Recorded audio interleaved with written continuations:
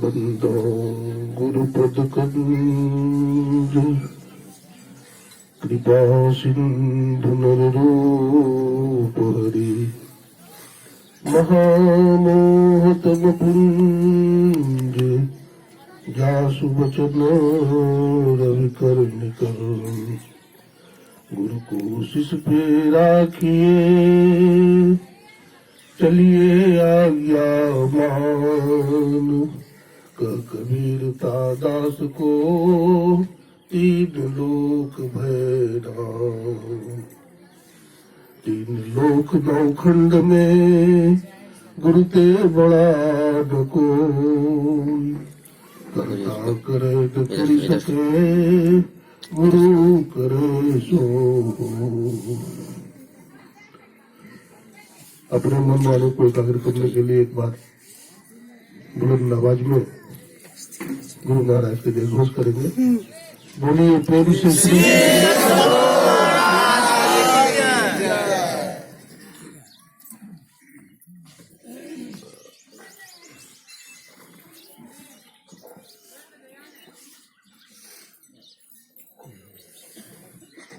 आवागमन के चक्र को पिटाने वाले त्रितापों को जलाने वाले तथा जीवात्मा को परमात्मा से मिलाने वाले कणकण में विराजमान 20वीं सदी के जाज्वल्यमान प्रचंड मार्तंड शुद्ध सदगुरु महर्षि मुनि परम जी महाराज के त्रैलोक पावन पाद पर्वों में कोटि कोटि साष्टांग दंडवत प्रणाम। महर्षि मुनि के वशिष्ठ स्वरूप ब्रह्मलीन पूज्यपाद महर्षि सत्संगी परम जी महाराज तथा उनके हृदय स्वरूप पूज्यपाद ब्रह्मलीन महर्षि साई स्वामी जी महाराज तथा सत्यवत के वर्तमान आचार्य महर्षि हरनंदन परम जी महाराज के चरण कमलों में कोटि कोटि नमन करते हैं, कोटि कोटि प्रणाम करते हैं। मंच पर विराजमान हमारे पूज्य स्वामी कपिल बाबा, हमारे बगल में बैठे हुए परमादरणीय श्रद्धेय श्री राजेंद्र बाबू, हमारे मन संचालन करता परम विद्वान परम गंभीर श्रद्धेय श्री सुदर्शन बाबू तथा हमारे सभापति महोदय श्री चंद्रशेखर बाबू,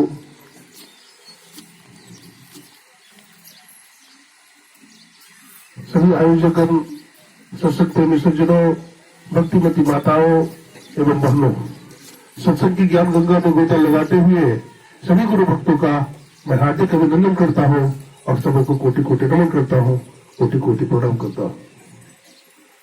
मैं कोई विद्वान आदमी नहीं हूँ, जैसा कि आप लोग बोल रहे थे। मैं तो एक भटका हुआ आदमी हूँ, लेकिन जिनकी दृष्टि जैसी होती है वैसे ही देखते हैं। जाकी रही भावना जैसी प्रभु मुहूर्त देखे थे तैसे। पानी पिला के बेटे हट जाओ। स्वामी जी महाराज बहुत अच्छा ढंग से विषय का प्रतिपादन कर रहे हैं।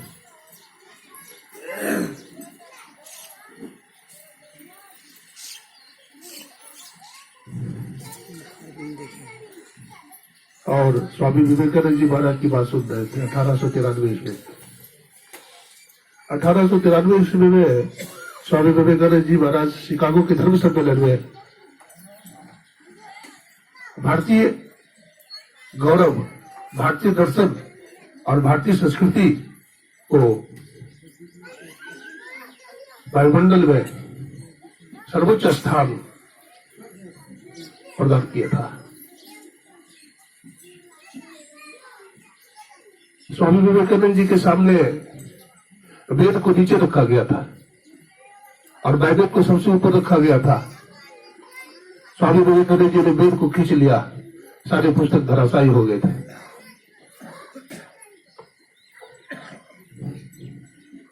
वहां के बड़े बड़े विद्वान ने कहा, आप गुलाम देश के आदमी हो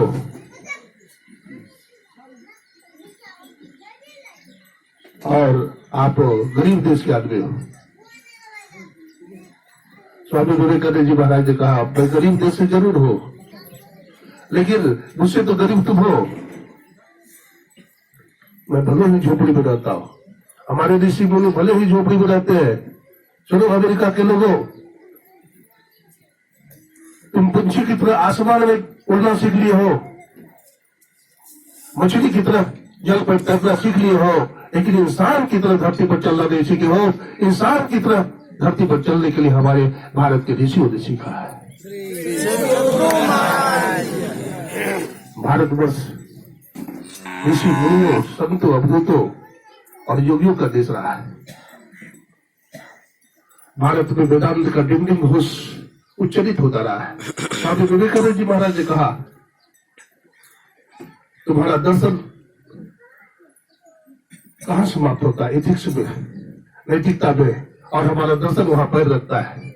स्वामी विवेकानंद जी महाराज जब शिकागो के धर्म सम्मेलन में बोल रहे थे तो अमेरिका का जूता पहने हुए थे और भारत की संस्कृति पगड़ी को बांधे हुए थे, जबकि स्वामी विवेकानंद जी ये भी कह रहे थे स्वदेशी चीजों का व्यवहार करो। तो एक व्यक्ति ने उससे पूछा कि स्वामी जी, आप तो कहते हैं स्वदेशी चीज का व्यवहार करो।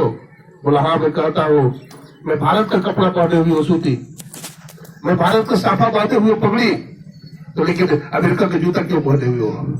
अमेरिका का जूता इसलिए मैं पहना हूँ कि अमेरिका भारत के चरणों में लौटता है, अमेरिका भारत के चरणों में लौटता है, लौटता है। वो अमेरिका वासियों, तुम्हारे देश में जेंटलमैन एक दर्जी बनाता है, लेकिन हमारे देश में जेंटलमैन एक दर्जी नहीं बनाता, सत्य सदगुरु बनाते हैं। आज gardener increases the beauty of the trees and plants so they may skill as a barber enhances the beauty of the canvas and makes it lovelier। सदगुरु क्या है तुम जानते हो? स्वामी विवेकानंद जी ने कहा था, आसमान में जितने तारे हैं, धरती में जितने धूल है, तुम आज एक विवेकानंद के प्रवचन को देख करके दंग रह गए हो, आश्चर्यचकित हो गए हो। लेकिन मैं कहता हूँ, हमारे गुरुदेव रामकृष्ण परमहंस चाहे तो हमारे जैसे लाखों विवेकानंद को खड़ा सकता है और संपूर्ण विश्व में ज्ञान को आच्छादित कर सकता है। बड़ा सुंदर पाठ हुआ है, बड़ा सुंदर पाठ हुआ है। क्या पाठ हुआ है? क्या पाठ हुआ है? बोलिए।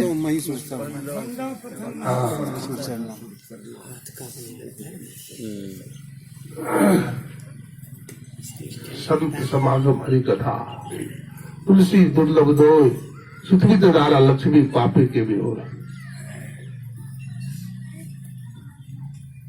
गोस्वामी तुलसीदास जी महाराज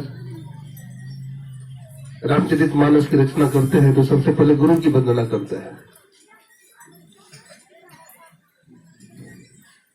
बंदो गुरुपद कंज, कृपा सिंधु नर रूप हरि, महामोह तब पुंज, जासु वचन रवि कर दिकर। मैं गुरु महाराज के चरण कमलों की वंदना करता हूँ। क्यों? क्योंकि वो कृपा के सिंधु है, कृपा के सागर है, कृपा के समुद्र है। और महामोह तम पुंज, हमारे अंतःकरण में जो अंधकार है, अविद्या है, अज्ञान है, इसको मिटाने के लिए वो कैसे है उनका ज्ञान? तो सूर्य के समूह के समान है। सूर्य के किरणों का समूह है। ऐसे गुरु के चरणों में हम प्रणाम करते हैं। ये चौपाई लिखने से गोस्वामी तुलसीदास जी को संतुष्टि नहीं हुई, तो उन्होंने एक चौपाई और बनाया। क्या लिखा? क्या इसके बाद की चौपाई क्या है? बोलिए।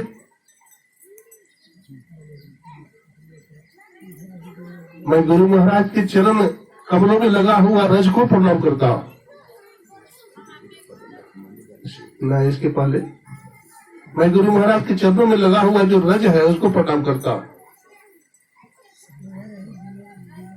हाँ, मैं गुरु महाराज के चरण में जो धूल लगा हुआ उसको प्रणाम करता हूं। अब जरा विचार करिए, अतिशयोक्ति अलंकार है। जिस गुरु के चरण कमल में लगा हुआ धूल इतना पावन है तो उनका चरण कितना पावन हो सकता है? बंदो गुरुपद पदम परागा, यही चौपाई याद कराना चाहता था लेकिन याद नहीं हुआ। बंदो गुरुपद पदम परागा, सुरुचि सुभाष सरस अनुरागा। मैं गुरु महाराज के चरण में लगा हुआ धूल को प्रणाम करता हूँ। और धूल तो कई प्रकार का होता है, 3 प्रकार का होता है। एक मिट्टी रूप है, एक ज्योति रूप है और तीसरा को शब्द रूप कह सकते हैं।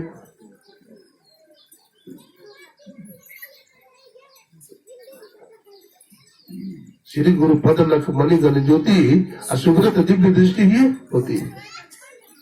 गुरु महाराज के चरण नख में मणियों की ज्योति है। तो मणि की ज्योति कैसे प्राप्त होती है? जो ध्यान करता है।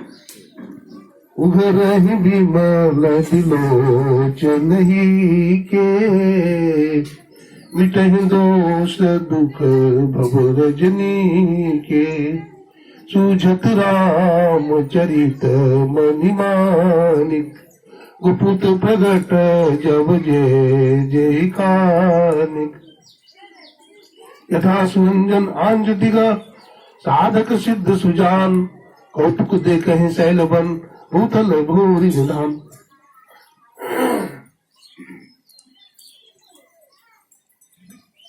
जो ध्यान करता है वो गुरु के चरण नख में मणियों की ज्योति है। मोटा मोटी सबसे पहले हम लोग गुरु मंत्र जपते हैं। क्यों जपते हैं? ये संसार नाम रूपात्मक है। इस संसार में दो चीज है, नाम और रूप। अब नाम रूप हटा दीजिए तो संसार रहेगा? संसार नहीं रह सकता। तो गुरुदेव ने कहा कि सबसे पहले एक नाम को पकड़ो। सभी संतों ने इस बात को स्वीकार किया। एक नाम को पकड़ो। तो हम लोग एक मंत्र को पकड़ते हैं। बहुत तरह का मंत्र है, आप वेद पढ़ेंगे तो बहुत तरह का मंत्र मिलेगा। पंचाक्षरी मंत्र मिलेगा, 11 अक्षर वाला मंत्र मिलेगा, 12 अक्षर वाला मंत्र मिलेगा, 3 अक्षर वाला मंत्र मिलेगा। बहुत मंत्र है, लेकिन सबसे अच्छा मंत्र कौन है? सबसे पावन मंत्र कौन है? अति पावन गुरु मंत्र।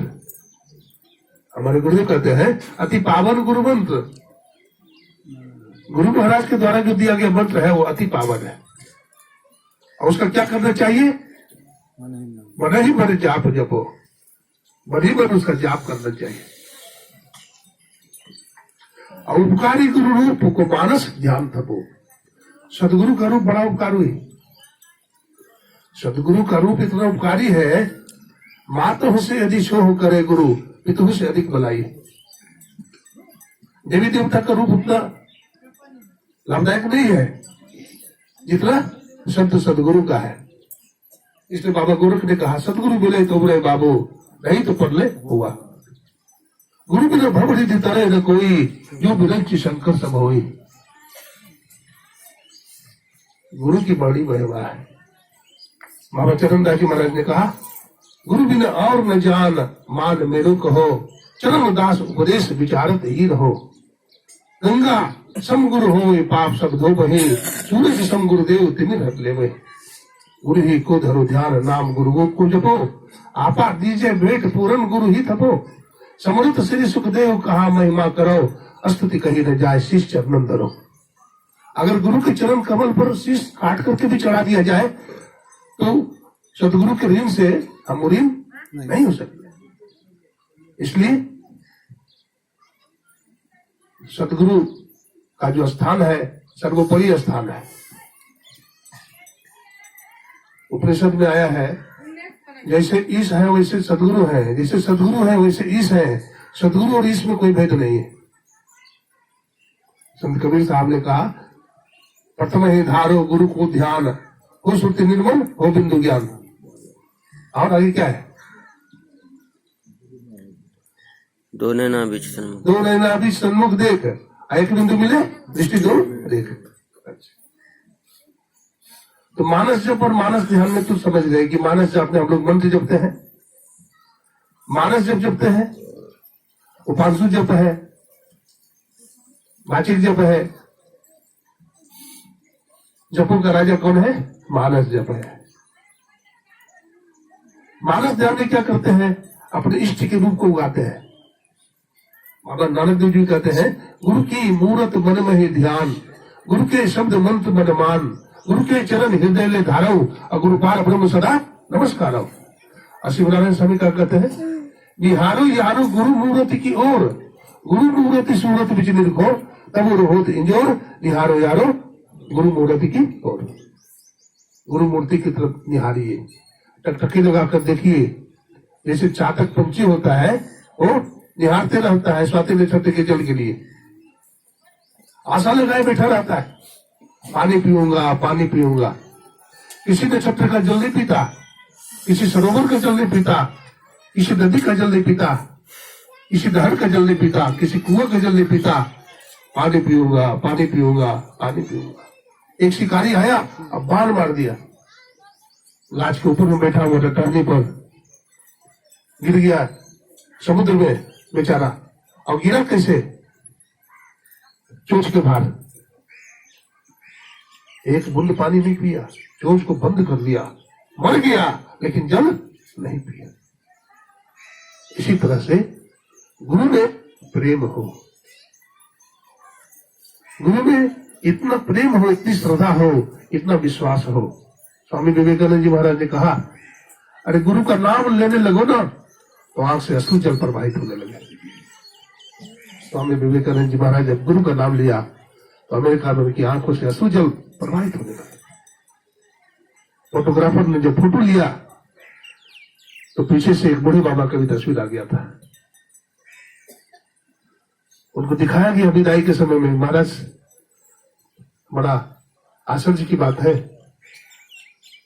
मैंने आपका फोटो लिया लेकिन एक बूढ़े बाबा का तस्वीर पीछे कहां से आया? तो विवेकानंद जी ने उस तस्वीर को छाती में चिपका करके खूब जोर जोर से बचकर रोने लगे। देखिए गुरु की कितनी महिमा है, सदगुरु की महिमा अनंत। कबीर साहब ने कहा, सदगुरु की महिमा अनंत, अनंत किया उपकार, लोचन अनंत उघारिया, अनंत दिखावना।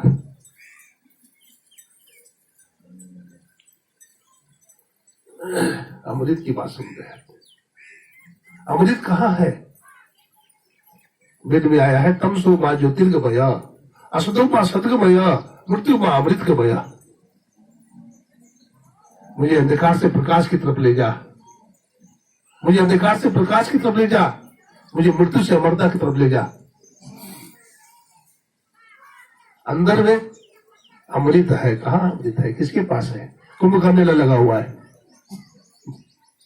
कथा है, देवताओं ने और राक्षसों ने समुद्र का मंथन किया था, बोला अमृत है, दुनिया में बड़ी कलह है, दुनिया में बड़ा अशांति है, तो अमृत कहाँ है? तो कहा कि जैसा कि पुराणों में कथा है कि समुद्र का मंथन हुआ तो उसमें से दो चीज निकला था, विष और अमृत। विष पीने के लिए कोई तैयार नहीं हुआ, भगवान शंकर ने उसको धारण किया अपने कंठ में, दुनिया के कल्याण के लिए। अमृत के लिए झगड़ा हो गया। इंद्र का पुत्र जयंत अमृत कलश लेकर के भागने लगा तो सब दौड़े राक्षस, छीना झपटी हो गई अमृत पीने के लिए, और 4 जगह गिरा था। कहां गिरा था? प्रयागराज, इलाहाबाद, हरिद्वार, नासिक और उज्जैन। ये 12 साल के बाद कुंभ लगा हुआ है हरिद्वार में। उस अमृत की खोज में लोग जाते हैं, लेकिन क्या अमृत मिलेगा? भाई अमृत पीकर के अगर अमर हो जाना था तो देवी देवता पहले अमर हो जाते नहीं, लेकिन हुआ अमर। राजा परीक्षित भागवत की कथा सुना रहे थे राजा परीक्षित को सुखदेव ने, तो अमृत कलश लेकर के गया था कौन? देवता। लेकिन क्या पिला दिए उसको? नहीं पिलाए, भगा दिए डांट कर, भाग ठग गया। कहा अमृत और कहीं स्वर्ग का भूसा, दोनों बराबर होगा। कहीं कांच और कहा अमृत, दोनों में कोई तुलना नहीं, भागो यहां से। ज्ञान अधिकारी सापेक्ष होता है, ज्ञान अधिकारी को देना चाहिए, नहीं दिया।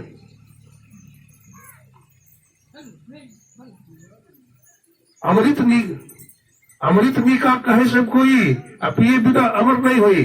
कोई कहे अमृत बसे पाताल, कोई कहे अमृत शशि में बास, सब अमृत बातन की बात, अमृत है संतन के पास, दरिया अमृत नाम अनंत, जाको पीपी अमर भय संत।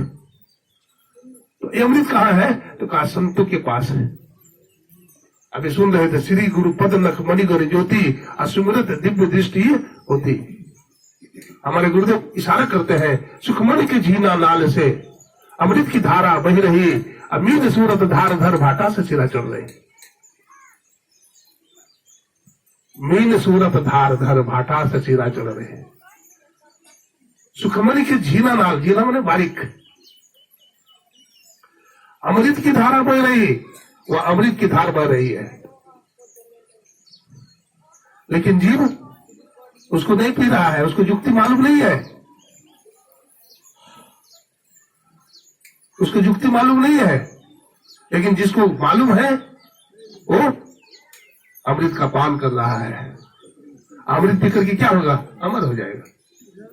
लेकिन हम लोग विष पी रहे हैं, विषय वासना में उलझे हुए हैं, हर आदमी बंधा हुआ है।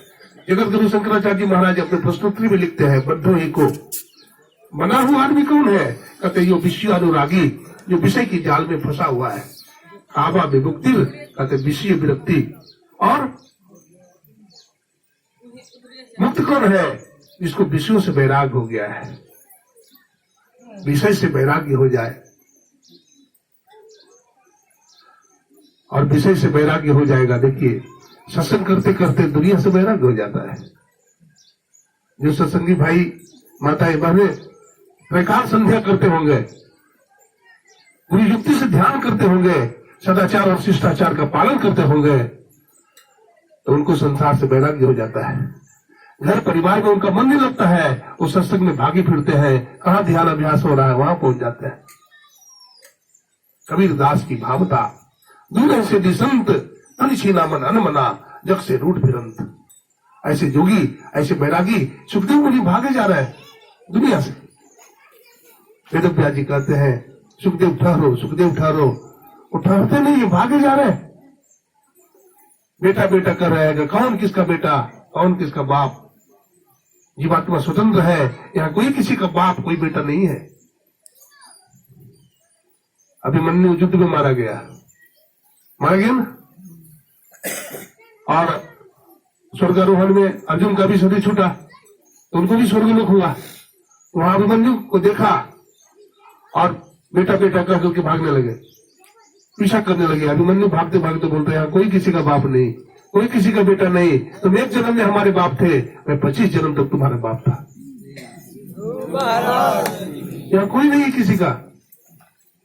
सखी है चेता हो मनुष्य तन पाई के, गुरु के भजन करू है। सखी है खोली ले तो काना हो के सुनवा, सुंदर तन माटी मिलतो है। ये सब कुछ यही धरा के धरा रह जाएगा, कोई किसी का नहीं है। आप भजन कीजिए, यही आपका अपना है। भजन आतुरी कीजिए, और बात में देर, और बात में देर। जगत में जीवन थोड़ा थोड़ा सा जीवन है।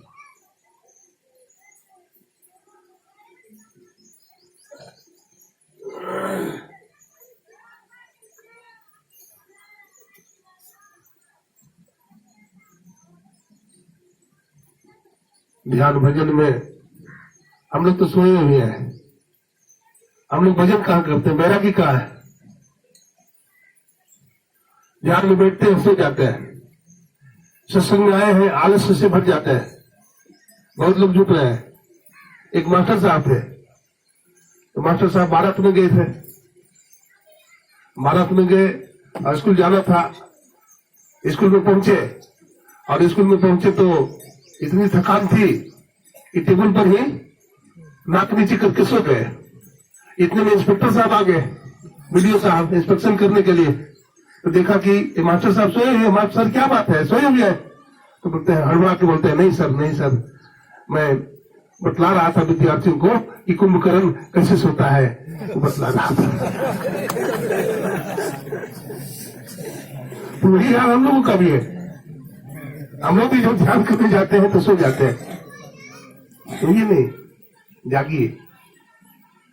बहुत जन्मों तक सोए, जागिए।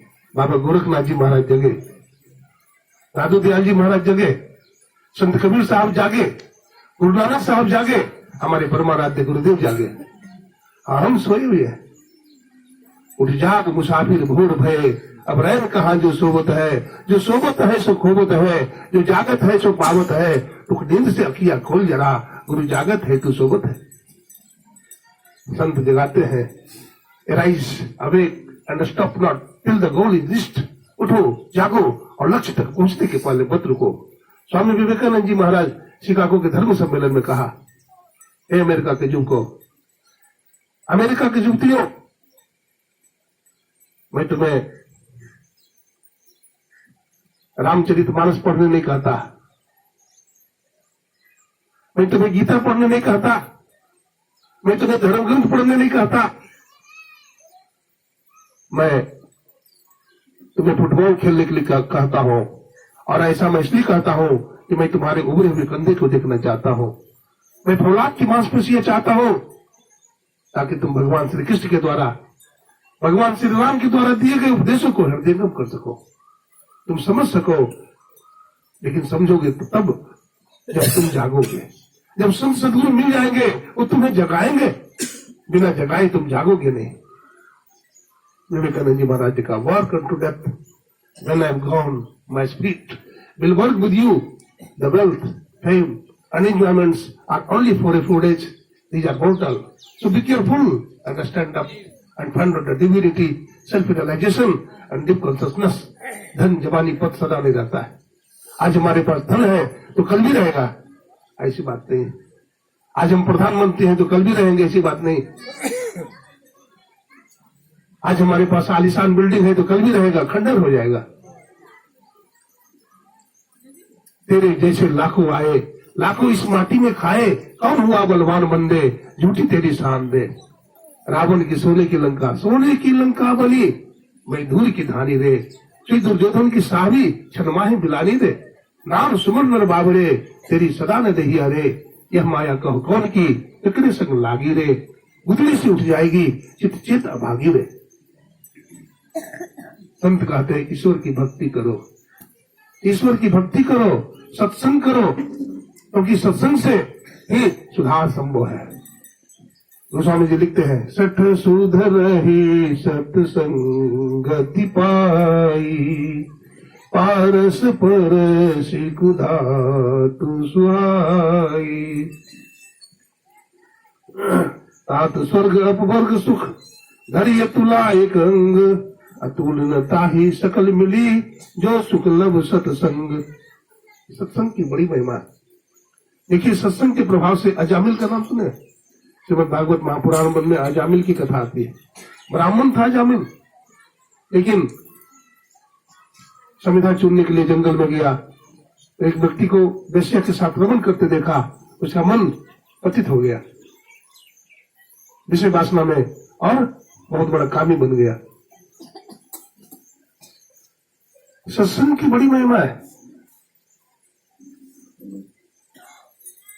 धूल अगर हवा का संग करती है तो आसमान में चली जाती है, और धूल अगर पानी का संग करेगा तो नाले में चला जाएगा।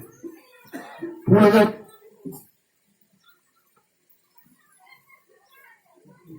अगर फूल का संग कर लेगा तो गुरु महाराज पर चढ़ जाएगा, देवताओं पर चढ़ जाएगा। ऐसे तो नाली में जाता है। हम भी सत्संग करें, सत्संग की बड़ी महिमा है। कोई आदमी समुद्र में कूद जाए, मैं आपसे पूछता हूं, कोई आदमी समुद्र में कूद जाए, बीच समुद्र में स्टीमर से, तो मरेगा कि बचेगा? मर जाएगा। बीच समुद्र में कूदेगा तो मर ही जाना है। लेकिन अगर किसी प्रकार से उसके पैर के नीचे हिमालय पहाड़ आ जाए तो डूबेगा? वो नहीं डूबेगा, बच जाएगा। ये सत्संग हिमालय पहाड़ है, अगर इसका सहारा लोगे तो तुम भी दुनिया में डूबने से बच जाओगे, महाराज की बच जाएंगे। क्राइस्ट जीसस ने कहा, whosoever shall call upon the name of Lord shall be saved। वह परमात्मा का जो गुणानुवादन करेगा, जो सत्संग करेगा, जो ईश्वर की भक्ति करेगा, वो यमराज के फंदे से बच जाएगा। बाबा गोरखनाथ जी महाराज बच गए। कथा जानते हैं, सुनाते रहता हूं कभी कभी। बाबा गोरखनाथ जी महायोगी थे। यमदूत बार बार लेने आता था, लेकिन चकमा खा जाता था। योगी लोग जो होते थे ना, वो कायाकल्प करते थे। कायाकल्प समझते हैं? बूढ़े हो गए, अब बूढ़े से फिर जवान हो गए, इसको कायाकल्प, शरीर बदल देना। उनके लिए कोई बड़ी बात नहीं। तो बार बार यमदूत चकमा खा जाता था, तो ये बात फैल गई चारों तरफ, यमराज के कान में चला गया। एक योगी है गोरखनाथ, वो बड़ा चमत्कारी है, वो पकड़ में नहीं आता। यमदूत को डांटा, पकड़ के लाना। बोले महाराज हमारे पकड़ में नहीं आता हूँ, वो बहुत बड़ा योगी है, आप ही जाइए। तो खुद आया यमराज भैंसे पर चढ़ करके। अब जमदूत से जमराज में तो ज्यादा ताकत है ना। आया तो देखा गोरख, तो यमराज अपना रूप बदल लिया। यमराज अपना रूप बदला। देखिए यमराज कैसे कैसे रूप बदलता है। यमराज अपना रूप बदल लिया, एक ब्रह्मचारी का रूप बना लिया। अब पीछे पीछे जा रहा है। बाबा गोरखनाथ का मस्तक नीचे झुका हुआ है। महात्मा लोग जब चलते हैं तो उनकी दृष्टि नीचे रहती है, उनकी भगवत भजन में होते हैं, और किसी जीव मर न जाए, जीव की हिंसा न हो जाए भी ख्याल रहता है, किसी पर बुरी नजर न चले जाए, इसलिए महात्मा का मस्तक नीचे झुका रहता है। जा रहे थे भजन करते हुए, हर से काज करो विधि नाना, सुरत राखू जहां कृपा निधाना। जा रहे थे, पीछे से पुकारा, ओ गोरख ठहरो।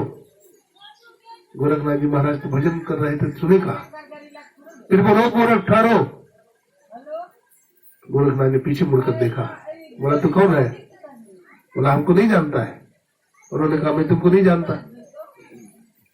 तुम है कौन? बोला हमको जानना चाहते हो, तुम्हें महाकाल हो, तुम्हारी आयु समाप्त हो गई, तूने जमदूत को बहुत ठगा, और तू हमारे साथ चल। तो गोरख कहते हैं सुनो यमराज, सुनो काल, अभी हमारा भजन करने का समय है। मैं अभी गंगा जी में स्नान करूंगा, देख हमारा चूटा और हमारा आसन कमंडल, मैं वहां बैठ करके ध्यान करूंगा। ध्यान करके जब थक जाऊंगा तो अपना झोपड़ी में जाऊंगा, इसलिए तू अभी चले जा, मैं तुम्हारे साथ नहीं जा सकता। बोला अपने को योगी समझते हो क्या? मैं तुमको जबरदस्ती बांध के ले जाऊंगा। अब देखिए गोरख काल संवाद एक पुस्तक है, गोरख काल संवाद, बहुत मोटा किताब है, जिसमें गोरखनाथ और काल में टक्कर हुआ है। अब काल क्या बोलता है? गोरख सुनो, तुम अपने को योगी समझते हो क्या? तो क्या समझता है हम आसन लगा के बैठ जाएंगे, हमको छोड़ देगा? सुनो, आसन बांधो, मैं तुम्हारा आसन को बांध लूंगा। बासन बांधो, बासन मेरे शरीर होता है, मैं तुम्हारे शरीर को बांध लूंगा। आसन बांधो, बासन बांधो, तेरे बांधो, तुमको बांध लूंगा। तेरे गुरु को बांधो, तुमको गुरु का अहंकार है, मैं चंद्रनाथ को भी बांध लूंगा। आसन बांधो, बासन बांधो,